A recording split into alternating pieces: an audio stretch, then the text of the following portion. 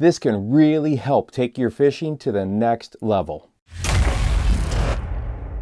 Well, these are 5 things that you should do right away after you catch a fish, and I think it's going to help you meet the goals that you've got for this upcoming season. Number 1 is, did that bite come off of the bottom?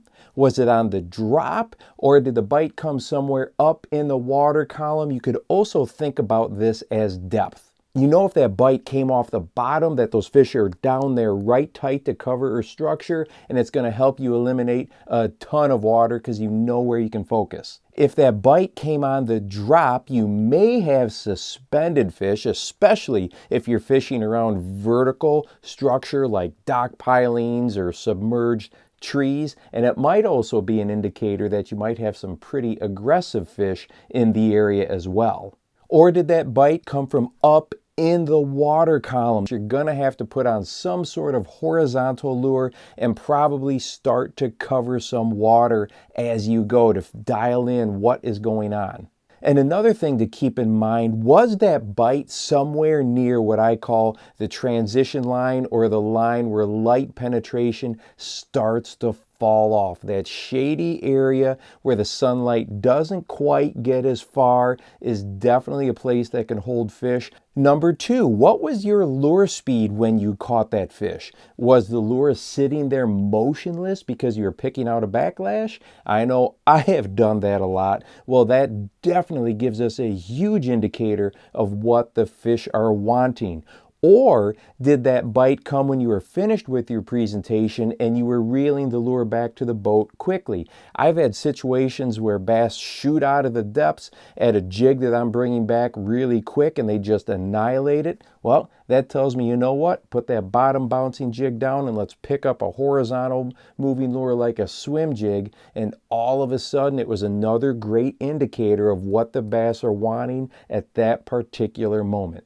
Number 3, try to immediately determine what type of cover or structure that bass came from. Now, if you're fishing shallow, this is really easy to do because you can see where those fish were at. I've had many situations where bass are hanging on wood and nothing else. So I'll just move right down the shoreline to the next tree that is in the water, and it's a quick and easy way to nail in a pattern. Now, if that bite came from deeper, it's a little more difficult. You may have to get some graphs involved, or if you don't have electronics, go ahead and pick up something heavier like maybe a 3/4 ounce jig, throw it out there and kind of feel around what was down there in the bottom. Maybe you're going to find a shell bed. Maybe you found a transition area from sand to rock. Is there a brush pile that's down there? Really kind of determine where that bass came from if you can, even in deeper water. Pay close attention to the type of vegetation. There are days when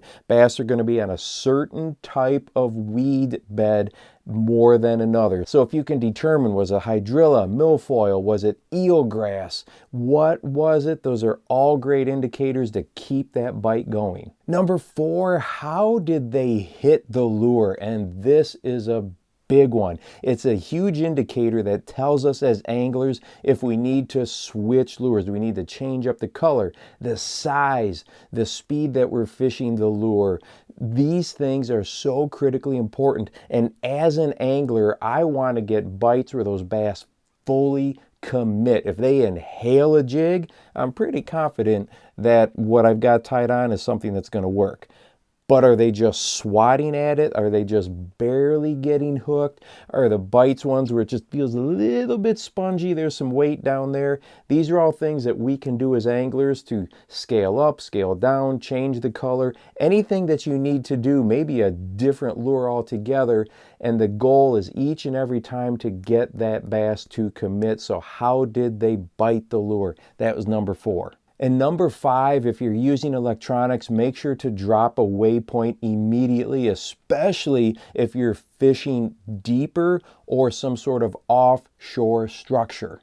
Doing this can really start to clarify, and as anglers now we can identify what the bass as a whole or a group or a school, what they're doing and how they are relating to that cover or structure. Are they on the inside or outside edge of a really defined weed line? Are they hanging out in bare patches in a larger weed bed? Are they on the top of a rock pile, or are they down on the side of a rock pile? All of these things, the more waypoints that you drop in there, if you're able to get multiple bites in an area, they can just really put that puzzle together. And the nice thing about that, I've had situations where I go ahead and put a bunch of waypoints when I'm getting bit, and when it starts to get clear to me, I'm like, oh, I can now move around the lake or river and find other things that are just like this, and maybe I can get a pattern going. And hey, if you would like to watch a video on the art